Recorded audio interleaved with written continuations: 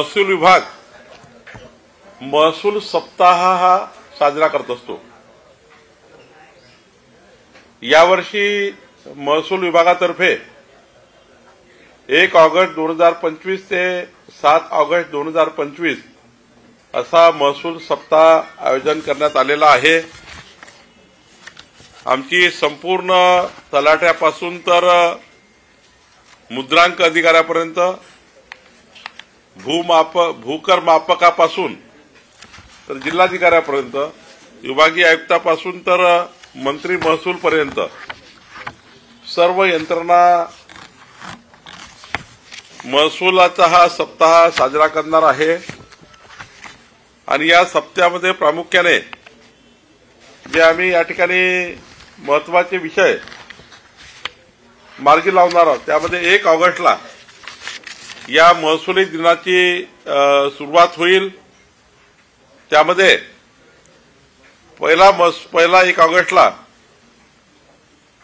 जे लाभार्थ्यांना आम्ही म्हणजे खास करून आपण जर विचार केला तर आपल्या सरकारने काय निर्णय घेतला तर विद्यार्थ्यांना कुठलेही डॉक्युमेंट करता उत्पन्नाचा दाखला, जातीचा दाखला, डोमेसाइल सर्टिफिकेट, शालेय विद्यार्थ्यांना 500 रुपयाचा स्टॅम्प लागायचा तो आता लागत नाही।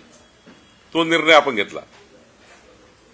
या राज्यामध्ये ऐतिहासिक निर्णय आपण घेतला की विद्यार्थ्यांना कोणताही डॉक्युमेंट काढायचं असेल तर स्टॅम्प पेपर लागणार नाही, स्टॅम्प ड्युटी लागणार नाही। तो निर्णय घेतला आणि म्हणून यामध्ये उत्कृष्ट काम केलेले अधिकारी आहेत त्यांचा आम्ही सन्मान करणार आहोत जे महसुली अभियान यांनी राबवला। सोबतच ज्या महसुली अधिकाऱ्यांनी आपापल्या विभागामध्ये प्रावीण्य प्राप्त केलं महसुली कार्य करून MLRC कोडप्रमाणे चांगलं काम केलं, महसुली अभियान उत्कृष्टपणे राबवले अशा अधिकाऱ्यांचा सन्मानही त्या दिवशी आम्ही करणार। आणि काही जे लाभार्थी आहेत, अपंग लाभार्थी आहेत, विधवा, घटस्फोटित, निराश्रित लाभार्थी आहेत, यांचाही प्रमाणपत्राचं वाटप त्या दिवशी करणार, योजनांचं वाटप आपण करणार। आणि महसूल खात्यामध्ये ज्यांनी उत्कृष्ट कार्य केलं आहे असे रिटायर कर्मचारी आहेत ज्यांचा ज्ञानाचा उपयोग, त्यांच्या अनुभवाचा उपयोग पुढचं महसूल प्रशासन उत्कृष्ट करण्याकरता आपण घेऊ शकतो। ज्यांनी महसूलमध्ये मेरिटवर काम केलं आणि रिटायर्ड झाले तर सर्वांना आम्ही बोलवणार आणि कुठल्या कुठल्या कायद्यामध्ये काय काय सुधारणा 2047च्या विकसित महाराष्ट्राच्या आधारावर घ्यायच्या असे अनेक महसुली अधिकारी आहेत ज्यांनी चांगल्या चांगल्या सूचना महाराष्ट्राला केल्या आहेत किंवा करू शकतात। त्यांच्यामुळे काही जुने कायदे हे रद्द करून नवीन कायदे या राज्यात आणता येईल। तर याकरता त्यांचाही आम्ही या दिवशी आम्ही या सप्ताहाची सुरुवात करणार। 2 ऑगस्टला 2011 पूर्वी सरकारी जागेवर अतिक्रमण करून राहत असलेल्या सर्व नागरिकांना पट्टे वाटप करण्याची योजना। 2011 च्या पूर्वी जे प्रधानमंत्री आवास योजनेकरता पात्र असलेले लाभार्थी आहेत त्या सर्व अतिक्रमण करून राहणाऱ्या नजुलमधील सरकारी जागेवरील सर्व नागरिकांना त्यांच्या घराचा पट्टा हा अत्यंत महत्वाचा 2 ऑगस्टला आम्ही हा पूर्ण अभियान चालवणार आणि सर्व गावठाणातले सरकारी जागेवरचे, नजूल जागेवरचे जे पट्टे त्या ठिकाणी शिल्लक आहेत ते पट्टे वाटप करण्याचा कार्यक्रम आम्ही या ठिकाणी करणार आहोत। 3 ऑगस्टला जेवढे पांदन शिवपांदन रस्ते आहे 1 डॉटेड 2 डॉटेड आणि काही रस्ते 143 कलमाद्वारे तहसीलदारांनी आपले अधिकार वापरून 2 शेतकऱ्याचा वादामधला रस्ता तयार केला 12 फुटाचा। 2 शेतकऱ्याचा वाद चालू होता, रस्ता नव्हता म्हणून 143चा अधिकाराचा वापर करून रस्ता बनवून दिला। ते रस्ते जे सर्व प्रकारचे शेत रस्ते यांची मोजणी करण्याची उपक्रम आणि दुतर्फा झाडं लावणे. म्हणजे 10 कोटी वृक्ष लागवड कुठे करायची, तर पांजण रस्त्याच्या जे मोजणी झाल्यानंतर जे बाउंड्री आहे, बाउंड्री कशाने फिक्स करायची, पहिल्या काळामध्ये दगड लावायचे,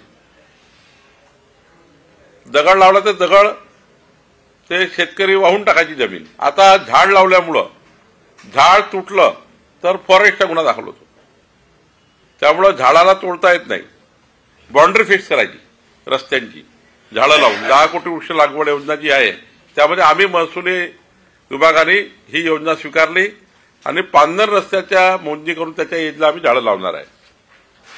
आम्ही असा निर्णय घेतलेला महसूल खात्याने की प्रत्येक वर्षी 4 मंडळामध्ये, म्हणजे प्रत्येक वर्षी एका मंडळामध्ये 4 छत्रपती शिवाजी महाराज महाराजस्व अभियान महसुली मंडळामध्ये, महसुली मंडळाला वर्षातले 4 जे शिबिरं होणार आहेत त्या शिबिरामध्ये केंद्र सरकार राज्य सरकारच्या संपूर्ण योजनांचा लाभ समाजाच्या शेवटच्या गरीब माणसाला मिळाला पाहिजे याकरता प्रत्येक महसुली मंडळामध्ये या दिवशी कॅम्प होणार आहे.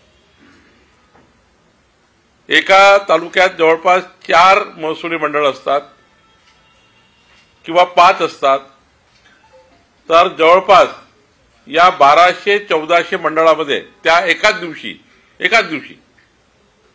4 तारखेला छत्रपती शिवाजी महाराज महाराजस्व अभियान होणार आणि त्या अभियानामध्ये जेवढे काही कामं शिल्लक असतील तहसीलदारच्या टेबलवर ते त्या मंडळात जाऊन ते सर्व काम मार्गी लावण्याचा निर्णय आम्ही घेतलेला आहे. 5 ऑगस्टला विशेष सहाय्यामध्ये जे आमचे लाभार्थी आहेत, संजय गांधी योजनेपासून तर अपंगापर्यंत 20% लाभार्थी असे राज्यामध्ये आता आहेत ज्यांचा डीबीटी झाला नाही म्हणून त्याचा पैसे मिळत नाही. त्यांना डीबीटीची योजना आपण आणली, पण 20% लाभार्थी आहे ज्याचा डीबीटीच नाही, ते करू शकले नाही. या तारखेला 5 तारखेला आमचे अधिकारी तलाठी हे घरोघरी जाऊन गाववाईज यादी घेऊन कुणाचा डीबीटी सुटला त्याचा डीबीटी करून देणार.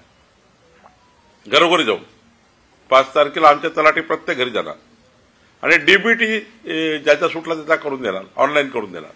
त्यामुळे 100% लाभार्थ्यांना विशेष सहाय्य योजना जी 80% आता आहे ते पूर्ण करण्याचा आमचा प्लॅन आहे.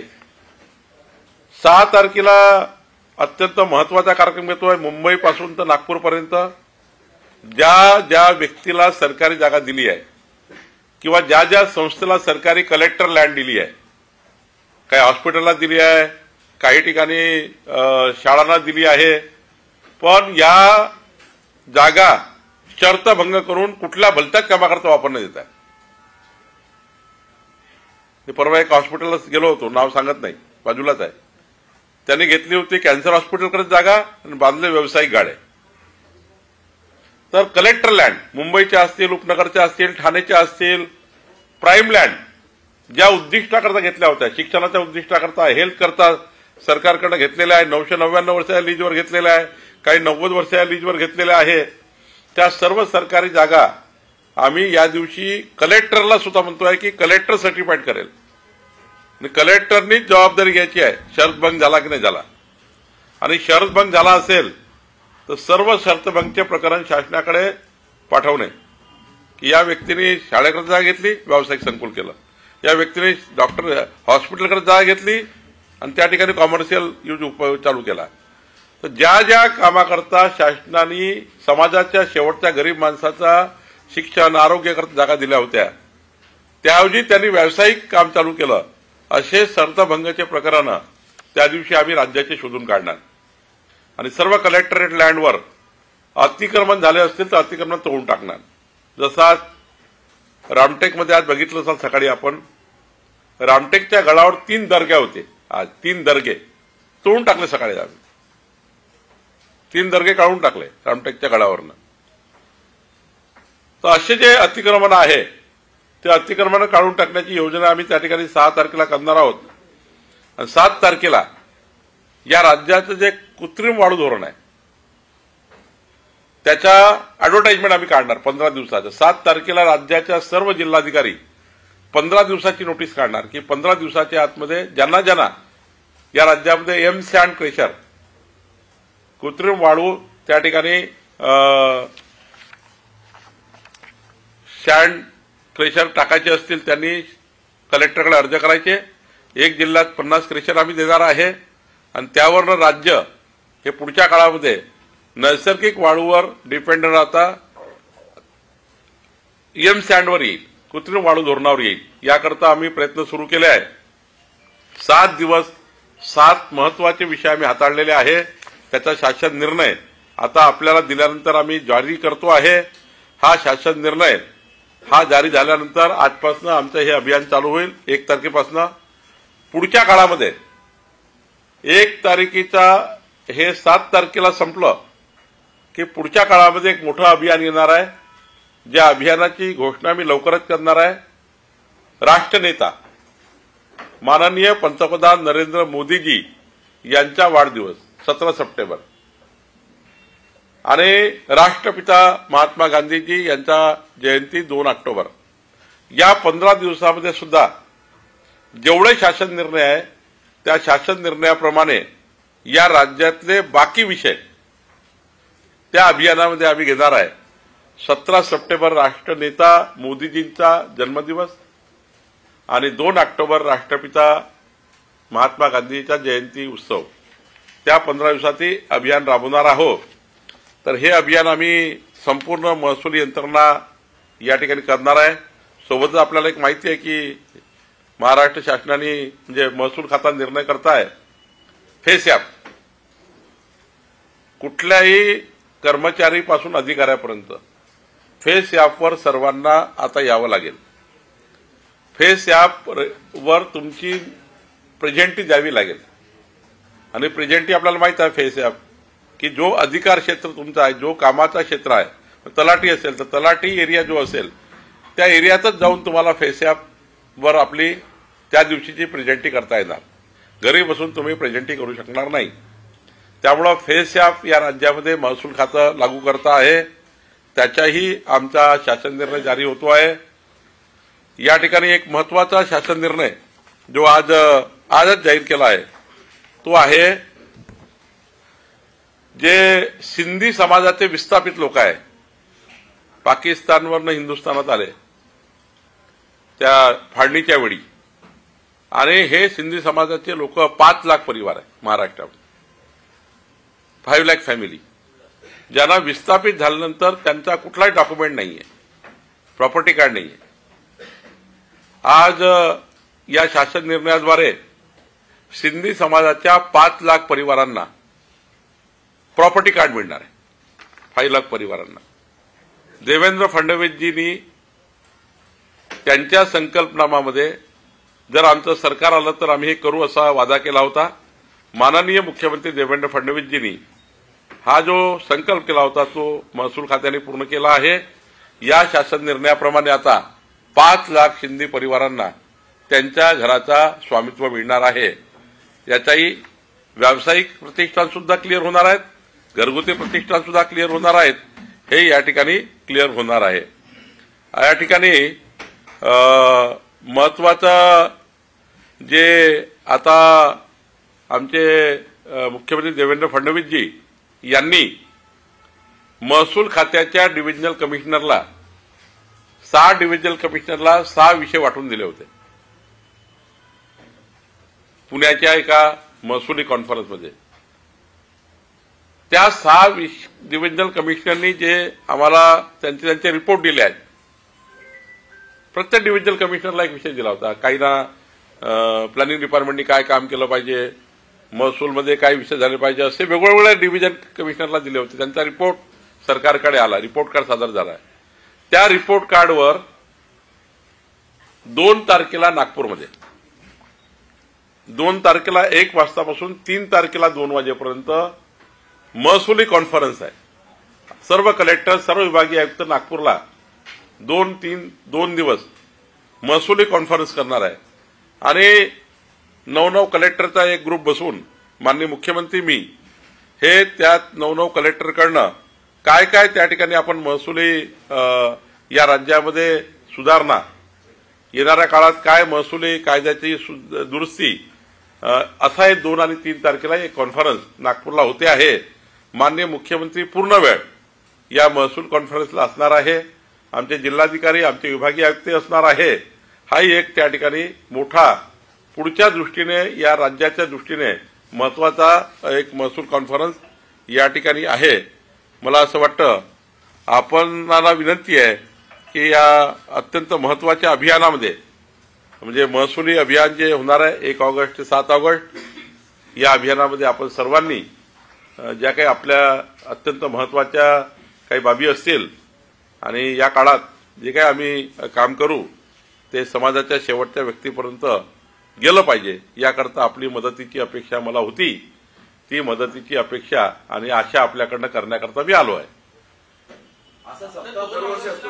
तुम्ही 2 ऑगस्टला जो तुम्ही म्हटला की 2011 पूर्वीच्या सर्व अतिक्रमण केलेल्या जागा रेग्युलराइज करणार, तर ती एकूण संख्या किती आहे आणि 2011 पूर्वीच का, म्हणजे त्याच्यामागचं काय क्रायटेरिया? महाराष्ट्र सरकारने 2018 मध्ये 2011 पर्यंत जे अतिक्रमण झाले त्यांना प्रोटेक्शन दिलंय.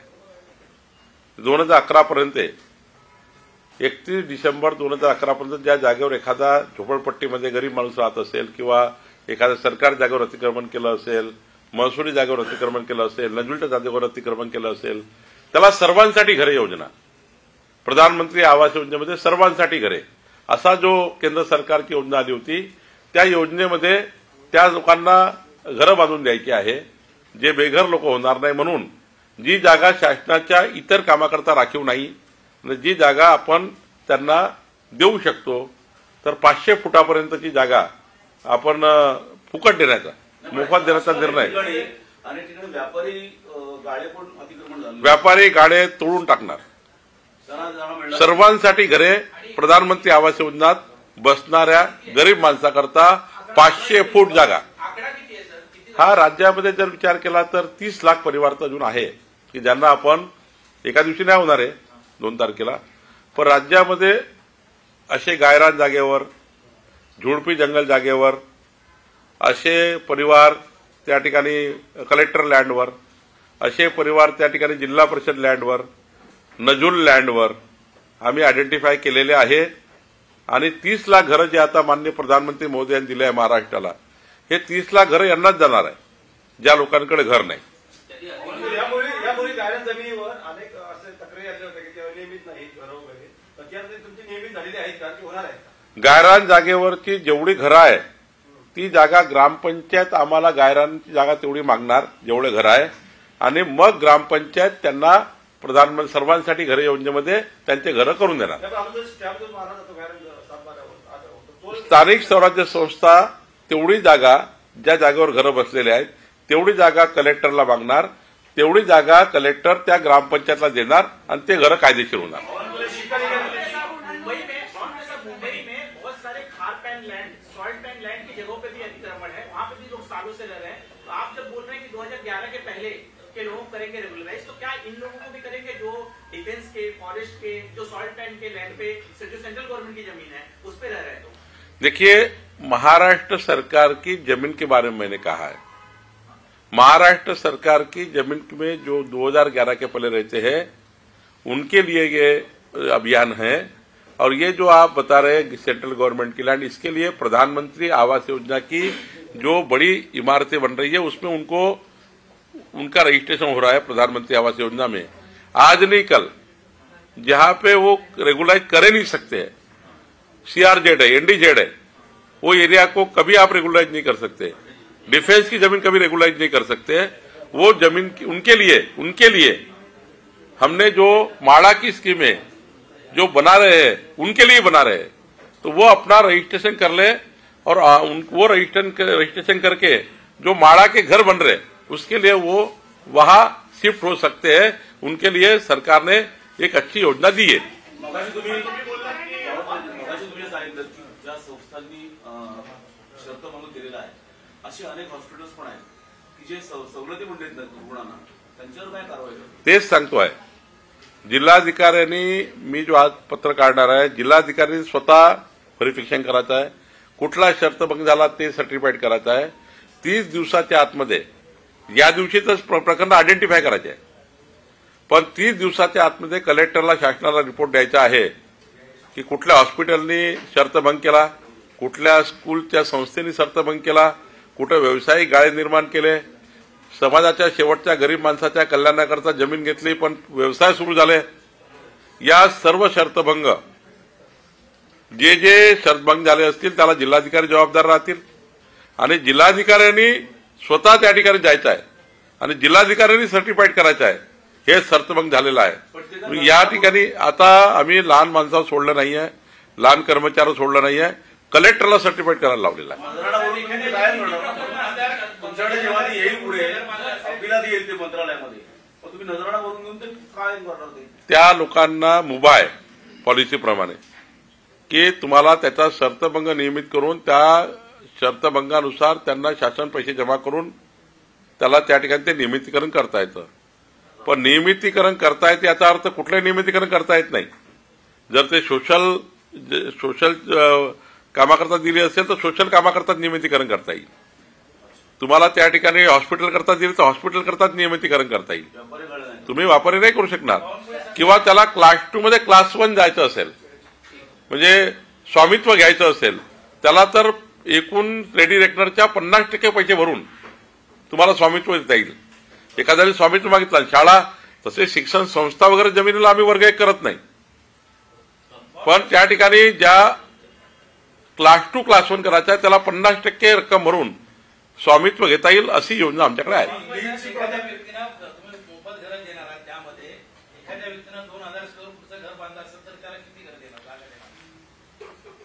कुठं? सरकारी जागेवर 500 फुटापर्यंत त्याला सरकारी योजनेत मिळेल. बाकी 1,500 फुटाचे पैसे त्याला सरकारला जमा करावे लागतील जर त्याला जागा पाहिजे असेल तर रेडी रेकनरप्रमाणे. 500 फुटापर्यंतच तुम्हाला सर्वांसाठी घरे योजनेमध्ये तुम्हाला गरीब माणसाला या योजनेचा फायदा होऊ शकतो. 500 फूटच्या वरच्या अतिक्रमणाचे पैसे भरावे लागतील. 500 फूट. मी तुम्हाला 1 महिन्यानंतर इथे येऊन सांगेल कुठल्या कुठल्या कलेक्टरेट लँडवर किती शर्तभंग झाले आहेत. अनेक ठिकाणी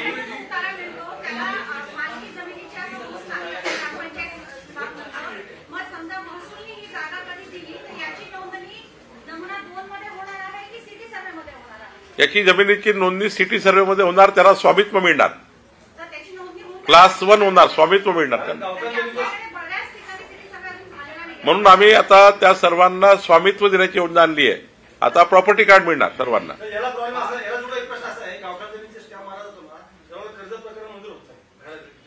आता क्लास 1 पट्टा देतोय आम्ही, स्वामित्व देतोय.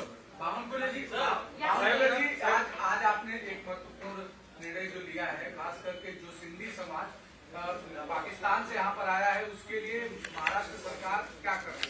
देखिए, बहुत अच्छा प्रश्न पूछा आपने, मैं आपका आभार व्यक्त करता हूँ. माननीय देवेंद्र फडणवीस जी ने 2024 के विधानसभा चुनाव में एक संकल्प किया था कि पाकिस्तान से हिंदुस्तान की जब बंटवारा हुआ था वो समय महाराष्ट्र में कम से कम 5 लाख परिवार ऐसे जो हमने आइडेंटिफाई किया, उल्लासनगर और ठाणे छोड़कर एरिया को छोड़कर किया. अभी उनका ये जीआर में उल्लेख नहीं है, उल्लासनगर और ठाणे का. बाकी जो 35 बस्तियां, 35 शहर है इस महाराष्ट्र में, 35 सिटी है जहां पे सिंधी समाज रहता है और कई स्कैटर्ड भी है, ऐसे 5 लाख परिवार. ये 5 लाख परिवारों के लिए हमने आज शासन निर्णय किया है. ये सारे सिंधी समाज के लोग, इनका घर का प्रॉपर्टी कार्ड उनको मिलेगा. कलेक्टर कैंप लेकर सभी सिंधी भाइयों को प्रॉपर्टी कार्ड देंगे और नॉमिनल जो जिस दिन बैठे थे उस दिन का रेडी रेकनर, यानी 1980 का रेडी रेकनर पहली बार आया था हमारे यहाँ. पहली बार हमारा रेडी रेकनर 1980 पे आया था. तो 1980 के रेडी रेकनर पे हम 5% पैसे लेकर उनका घर कायदेशीर करेंगे.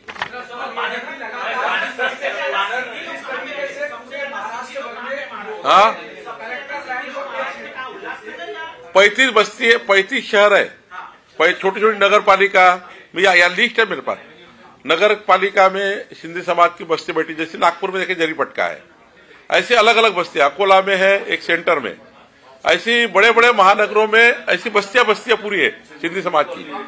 तो ये 35 शहर ऐसे हैं जहां पे बड़ी बस्तियां हैं, और उल्लासनगर के लिए थोड़ा अलग से निर्णय करना पड़ेगा, क्योंकि उल्लासनगर में बहुत ज्यादा ये जमीन के लिए गड़बड़ियां हुई, यानी किसी ने किसको बेच दी, किसी ने किसको बेच दी है। जो सिंधी समाज का ओरिजिनल व्यक्ति था वो वहां नहीं है। लेकिन ऐसा नहीं है कि उल्लासनगर के लिए निर्णय करेंगे, उल्लासनगर का भी निर्णय होगा, लेकिन पूरा मैपिंग करके होगा। उल्लासनगर का हम ड्रोन सर्वे करेंगे, उल्लासनगर की हम पहले कैंपिंग करेंगे, कैंप लगाकर एक एक का एप्लीकेशन लेंगे और बाद में शासन निर्णय करेंगे। उनका पहले सर्वे करके शासन निर्णय करना है। ये शासन निर्णय उल्लासनगर छोड़ के सभी एरिया के लिए, सभी एरिया के लिए। बावनकुले जी, दूसरा निर्णय आपने जो लिया है कि 1 महीने के भीतर जो इंक्रोचमेंट या जो जिन्होंने लीज पर ली है जमीन उसका दूसरा इस्तेमाल कर रहे हैं, सरकार उस पर कैसे एक्शन लेगी? देखिए, दो बातें हैं। अगर शर्त भंग किया है तो रेगुलराइज करने के लिए गवर्नमेंट को पावर है। अगर रेगुलराइज नहीं करता है तो कलेक्टर लैंड वापस लेगा। शर्त भंग अगर गंभीर है, अगर शर्त भंग जिस काम के लिए जमीन दी है उस काम के लिए यूज नहीं की है, और बड़ा शर्त भंग है तो शर्त भंग को जमीन अतिक्रमण तोड़ेंगे, जमीन वापस लेंगे। लेकिन छोटी मोटी गलतियां है, शिक्षण संस्थाओं की गलतियां है, हॉस्पिटल की गलतियां है, जानबूझकर सरकारी जगह को बेच ही डाला है विदाउट क्लास 1 करके। क्लास 2 में है, क्लास 2 में जमीन बेच नहीं सकते आप। जैसा आपने देखा होगा मीरा भाईंदर का जो केस अभी हाईकोर्ट में चल रहा है, उनको तो सिर्फ लीज दी थी सरकार ने, और उन्होंने सब लीज करके पूरा मीरा भाईंदर की 8,000 एकड़ जमीन भेज दी। 8,000 एकड़ जमीन स्टेट इन्वेस्टमेंट कंपनी ने मीरा भाईंदर में 8,000 एकड़ जमीन को बेच दिया है, केवल लीज पे दी थी, सब लीज कर दिया है। तो ये ऐसे प्रकरण जो है, इस प्रकरण का शासन पूरा जायजा लेंगे, लेकिन जिन लोगों ने लिया उनको तकलीफ नहीं होगी, उनका रेगुलाइज करना पड़ेगा। तो रेगुलाइज तो करके देना पड़ेगा वन टाइम। नाही, लीज रद्द करायची तरतूद आहे, पण त्यामध्ये थर्ड पार्टी इंटरेस्ट क्लिअर झाला। तुमच्यासारखे कुठल्याही परिवारातले गरीब लोकांनी ते घर घेऊन टाकले किंवा प्लॉट घेऊन टाकले। म्हणजे पत्रकार महोदयाचे 4-5 घर आहेत तिथे मीरा भाईंदरमध्ये। तर त्या लोकांनी काय केला, काही इलेक्ट्रॉनिक मीडियाचे लोक आहेत, काही पत्रकार आहेत, काही गरीब माणसं आहेत, यांनी प्लॉट घेतला। त्यांना हे माहिती नाहीये, त्यांना वाटलं इस्टेट कंपनी जी आहे, इस्टेट इन्व्हेस्ट कंपनी ती मालक आहे, ती मालक नव्हती, ती लीजवर होती। लीजवर सबलीज केली आणि प्रॉपर्टीची रजिस्ट्री करून टाकली। अशा जसे जवळपास 30,000 घर आहेत, 30,000 फॅमिली आहेत। त्यामुळं आपल्याला आता कोर्टात जाऊन त्यांनी हायकोर्टमध्ये केस केली आमच्याविरुद्ध हायकोर्टमध्ये गेलेले आहेत इस्टेट इन्व्हेस्टमेंट कंपनी। त्यांना आम्ही हायकोर्टमध्ये आता आम्ही सांगतो आहे ही क्लास 2 प्रॉपर्टी आहे, ही क्लास 1 प्रॉपर्टी नाही आहे। क्लास 2 प्रॉपर्टी आम्ही त्यांच्याकडनं वापस घेऊ आणि मग त्या लोकांना रेग्युलाइज करून देऊ। बांग्लादेशियों के खिलाफ सर हे झालं कार्रवाई करने के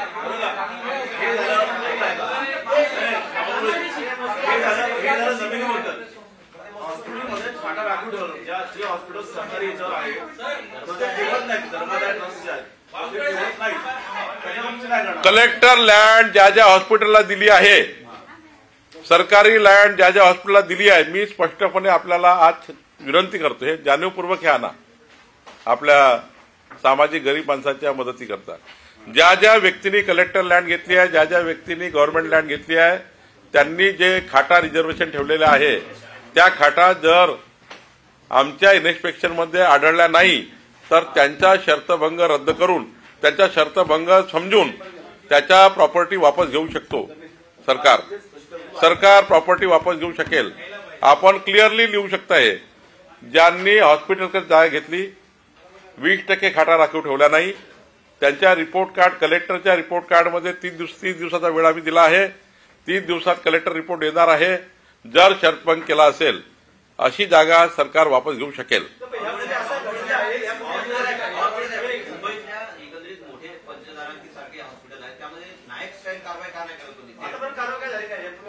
नाही, एकदा पहिले मला शर्तभंग आयडेंटिफाय करून घ्यावं लागेल, काय काय केलं आहे। आणि शर्तभंग मी सांगितलं पुढच्या 30 दिवसांनी तुमच्याकडे मी प्रेसला येईल आणि मी नावासहित सांगेन तुम्हाला कुठला शर्तभंग कोणी केला ते मी तुम्हाला 30 दिवसांनी सांगतो.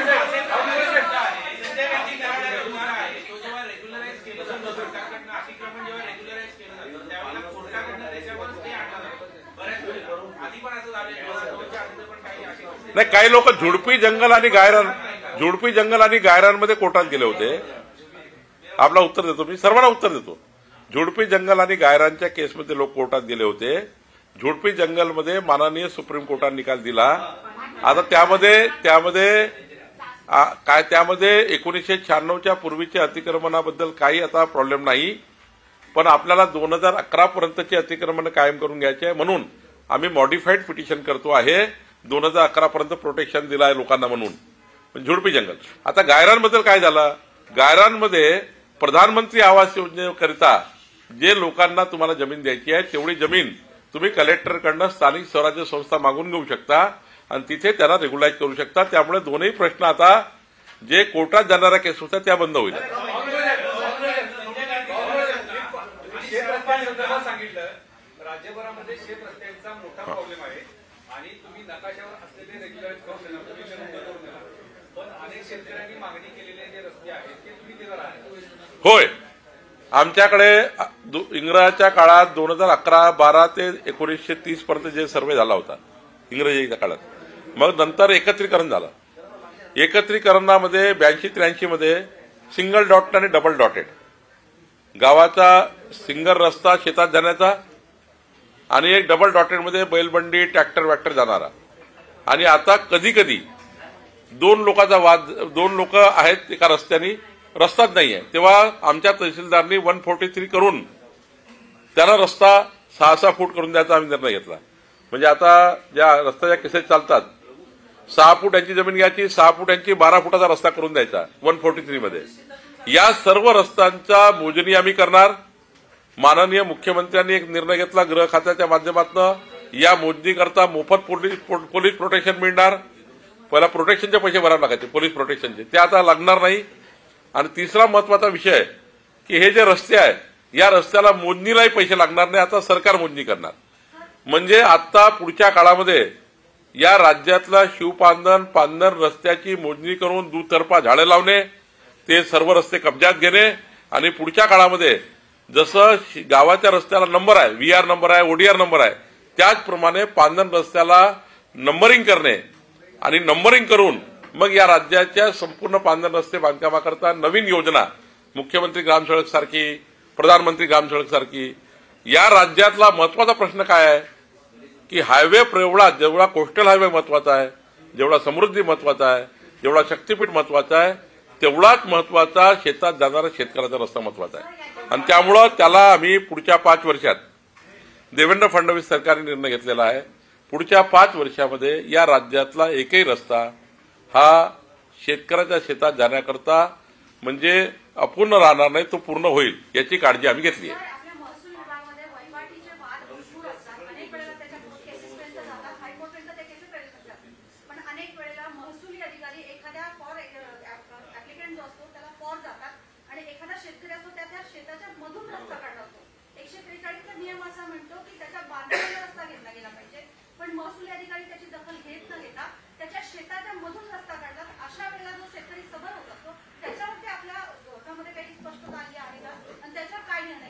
एकदम चांगला प्रश्न आहे. 143चा दुरुपयोग होतोय. 2 धुऱ्याच्या मधून रस्ता काढायचा आहे, पण मधातून रस्ता काढतात आणि त्या कधी कधी तर आयुष्य खराब करतात लोकांनी. 11,000 केसेस राज्यामध्ये केवळ रस्त्याच्या वादात चालू आहे. आता आम्ही 2 गोष्टी करतोय, एक SOP तयार करतोय की तहसीलदारने 143 कसा वापरावा, एक, आणि दुसरा 143 वापरताना कोणाचाही पोट फाडायचा नाही, नंबर 2. नंबर 3, आणि हा रस्ता करताना कुणी चुकी केली त्या महसुली अधिकाऱ्याचा विभागीय चौकशी करून त्यांच्या वेतनवाढी थांबतील, नंबर 3. नंबर 4, वर्षानुवर्ष केस चालण्यापेक्षा 2च अपील ठेवणार आहे. तहसीलदार पहिली अपील आणि सेकंड अपील तर AGO. आता तहसीलदार, AGO, additional collector, additional commissioner, मंत्री म्हणजे माझ्याकडे ज्या 13,000 केस चालू आहेत त्यातल्या 2,000 केस रस्त्याच्या सुरू आहे. त्यामुळे आता मी हे सर्व निर्णय करतो आहे. यानंतर रस्त्याच्या फक्त 2च अपील चालतील, एक तहसीलदार एक एजीओ. आणि एजीओनी तहसीलदारनी जर चूक केली 143 वापरताना तर त्यांच्याही आयुष्यात तेवढाच फरक पडेल जेवढा गरीब माणसाच्या आयुष्यात त्यांनी फरक पडला.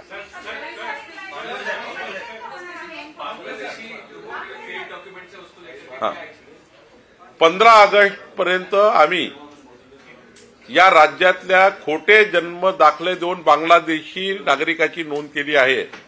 खोटे जन्म दाखले देऊन ते सर्व जन्म दाखले 15 ऑगस्ट पूर्वी शासनाकडे जमा करण्याची माझा काल आणि चीफ सेक्रेटरी सर्व कलेक्टरचा व्हीसी झाला. कलेक्टरला आम्ही आता जबाबदारी दिली आहे की 15 ऑगस्ट पर्यंत संपूर्ण राज्यातले जे आता 42-43 आमच्याकडे आले आहेत रद्द करून, पण राज्यामध्ये तेवढा आकडा नाही आहे, भरपूर आकडा आहे. तो आकडा आयडेंटिफाय करून 15 ऑगस्ट पर्यंत मात्र हे जेवढे बांगलादेशी खोटे प्रमाणपत्र दिले आहे ते सर्व खोटे प्रमाणपत्र रद्द करून त्याची कॉपी महसूल खात्याला पाठवायची, आरोग्य खात्याला पाठवायची आहे. याकरता आम्ही काम करत आहोत.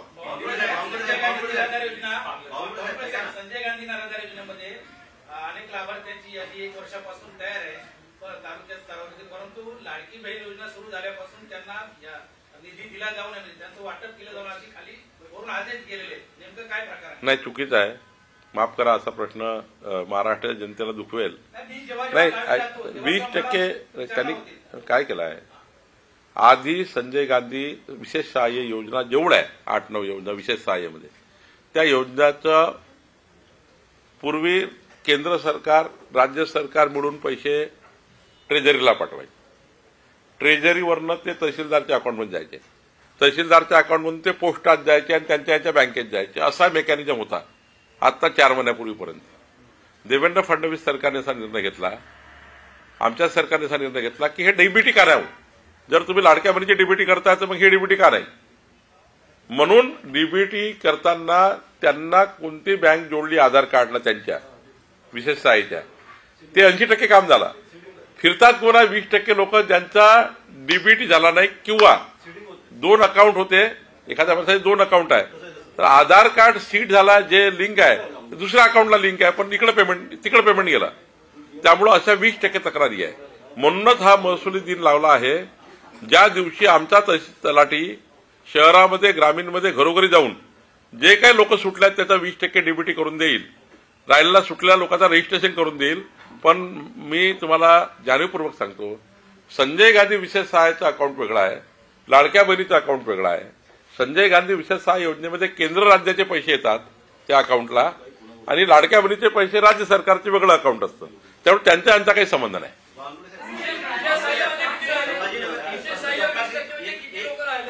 जवळपास राज्यामध्ये 15% लोक असे आहेत ज्याचा डीबीटी झाला नाही.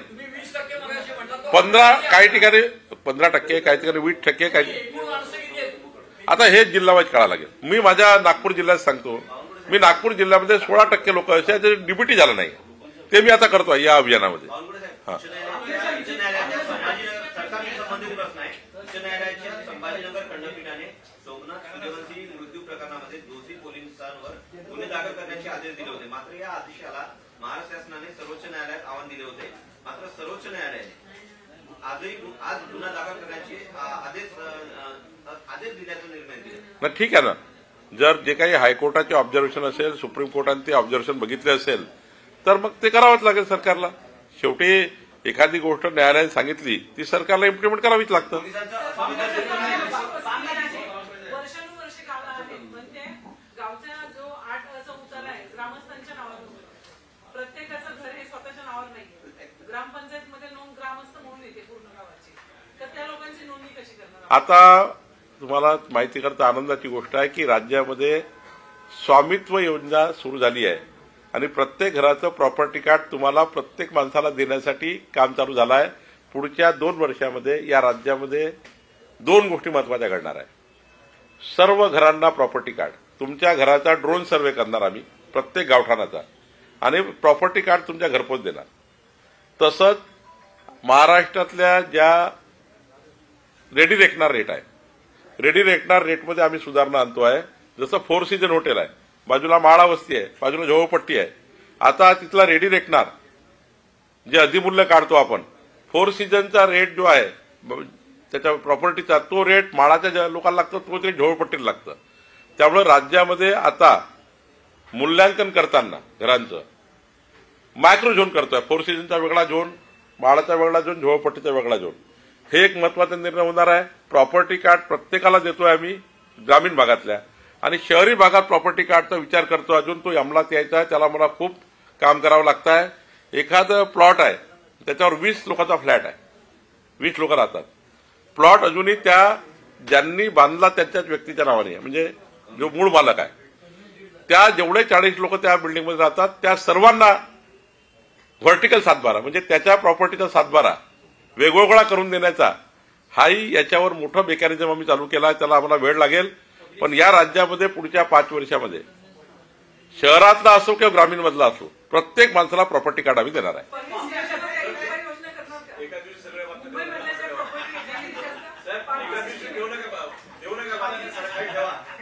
नाही, जसे जसे निर्णय होतील तसे येईल ना पुन्हा.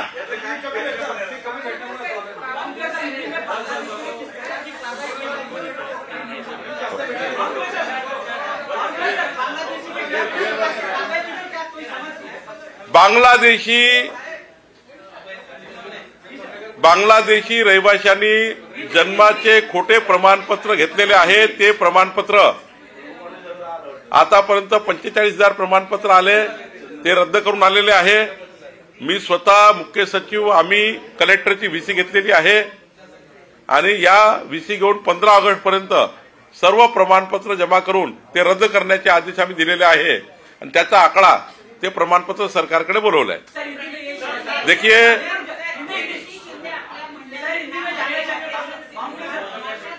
महाराष्ट्र में जो बांग्लादेशी लोगों ने पूरे महाराष्ट्र में जो झूठे बर्थ सर्टिफिकेट लिए हैं, वो सारे बर्थ सर्टिफिकेट हमें रद्द करना है. सरकार ने एक टास्क फोर्स बनाया है. इसी के लिए टास्क फोर्स बनाया कि सभी जितने भी बर्थ सर्टिफिकेट झूठे हैं जो बांग्लादेशी लोगों ने तहसीलदार को पकड़ के बनाया है, ये सारे 15 अगस्त तक हमारे कलेक्टर जमा करेंगे. वो उसको कैंसलेशन का ठप्पा मारकर जमा करेंगे और 15 अगस्त तक हम ये पूरी कार्रवाई पूरी करेंगे. इसका निर्णय हमने लिया है. राहिला प्रश्न आपला दुसरा, ताई आपला प्रश्न,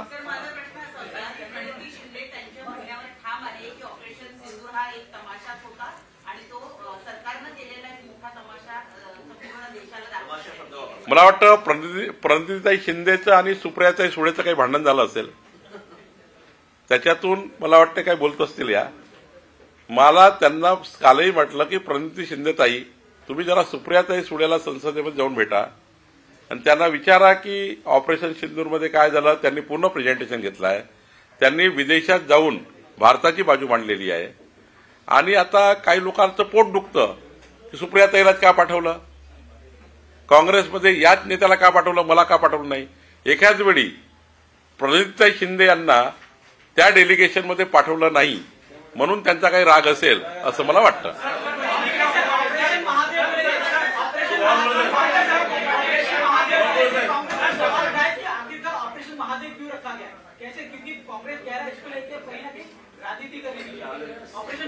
देखिए, कांग्रेस पार्टी को 140 करोड़ जनता ने लथाड़ा है. कल उन्होंने जो टीका टिप्पणी की है, आप अगर सोशल मीडिया पे जाएंगे, ऑपरेशन महादेव ये आतंकवादी दहशतवादियों को खात्मा करने के लिए बनाया गया था. तो ऑपरेशन महादेव का जो जिस प्रकार से क्रियान्वयन हुआ है, पूरे सैनिकों का और माननीय प्रधानमंत्री का सबने सराहना की है. अब कांग्रेस पार्टी को ये लगता है ऐसे ऑपरेशन अगर चलेंगे तो सारा सुपड़ा साफ हो जाएगा कांग्रेस पार्टी का इस देश में. यही डर के वजह से ये चिल्लाट है, दूसरा कुछ नहीं.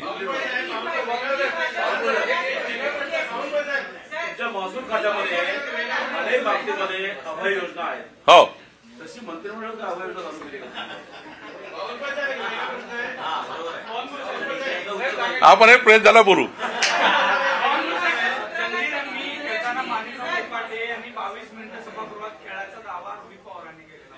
याबद्दलचं स्पष्टीकरण मान्य कोकाटे साहेबच देतील, मी काही याबद्दल बोलणं योग्य नाही. ठाण्यामध्ये एक शाळा मात्र 3 वर्ष शिकवत आहे म्हणून मनसेनं आज त्या शाळेला धडक दिली आणि तिथल्या मुख्याध्यापकांना जाब विचारला की शासनानं स्थगिती दिली असताना सुद्धा तुम्ही त्रिभाषा सूत्र का राबवताय. त्याच्यावर त्यांनी असं सांगितलं की शासनाचा स्थगितीचा कुठलाही GR किंवा माहिती आमच्यापर्यंत पोहोचली नाही, त्यामुळे आम्ही 3 भाषा शिकवणार नाही. असं जर झालं असेल कुठे तर ते चुकीचं आहे. शासनाने स्पष्टपणे आपली बाजू मांडलेली आहे. माननीय मुख्यमंत्र्यांनी समिती नेमलेली आहे. त्या समितीचा लवकरच रिपोर्ट येईल आणि अशा संस्थेने शासनाच्या नावानं जर काही चुकीच्या पद्धतीनं गैरसमज निर्माण केला असेल तर मी त्याचा तपास घेतो. शेवटचा प्रश्न एक वेगळा प्रश्न आहे. तहसीलदारांनी मेगा इंजिनिअरिंगला जो दंड ठोठावला हा दंड उपविभागीय अधिकाऱ्यांनी निश्चित केल्यानंतर तो आपल्याकडे महसूल विभागाने दिल्यानंतर 90% आपण तो खाली केलाय आणि जवळपास 55 कोटींचा हा जो काही दंड जो आहे तो 17 लाखांपर्यंत आपण आणलेला असे वर्तमानपत्रामध्ये बातम्या आल्या. नक्की काय प्रकार आहे? मेगा इंजिनिअरिंगला शेगाव पासून एक रस्त्याकरता 58 कोटी रुपयाचा दंड तहसीलदारनी केला. तो एडीओने कायम ठेवला. राज्य शासनाने काही तो दंड अजून माफ केला नाही. 17 लाख रुपये त्याचा परिणाम काढलेला आहे. माननीय राधाकृष्ण विखे पाटील साहेबांनी 1/12/22ला तशी हिअरिंग घेतली होती तत्कालीन महसूल मंत्री म्हणून, पण त्यांनी तो निर्णय अजून अंतिम केला नाही. पण मेगा इंजिनिअरिंगला 58 कोटी दंड झाला होता. 17 लाख रुपये प्राथमिक त्यांनी भरलेले आहे. पण अजून फक्त माजी महसूल मंत्र्यांनी 58 कोटी रुपये सध्या त्याची वसुली थांबवलेली आहे. पण ते आता प्रकरण माझ्याकडे येईल, मग मला अंतिम निर्णय घ्यायचा आहे.